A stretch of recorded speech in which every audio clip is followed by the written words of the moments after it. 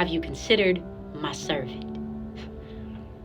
Oftentimes when we go through trials and tribulations in our lives, we often think that it's something that we may have done that is causing the Lord to chastise us.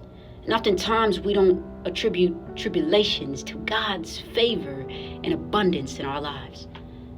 See, Satan was allowed to take Job through certain things because the Lord had told Satan, have you considered my servant Job? You can do all these things to him, but the only thing that you cannot do is take his life.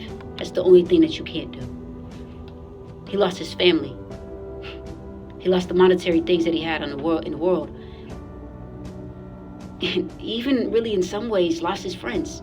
Because his friends, surely you've sinned against God. And the one thing I really learned through the book of Job is Job, though he asked God questions and was seeking understanding and didn't understand many things, he still was considered a righteous man in the Lord's eyes.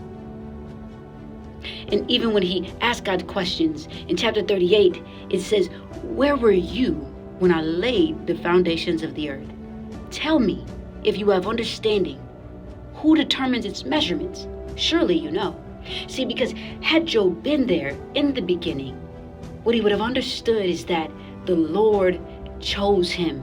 The Lord considered him a righteous man. The Lord knew that he would not turn against him. Even though he would go through all of these different things, he knew that he would stay faithful unto the Lord. And in the end, it says that he rewarded Job. He gave unto Job that which what he had lost and more. See, how do we gain what we lost if it's a relative, if it's a family member? I mean, it doesn't make sense to us because we don't think in the ways that the Lord thinks. The Lord always thinks higher than us. He thinks kingdom. Don't be afraid to ask God questions. Don't be afraid to seek understanding in what he's doing in your life because he's growing you. But always know, he considers you favored. He considers you righteous.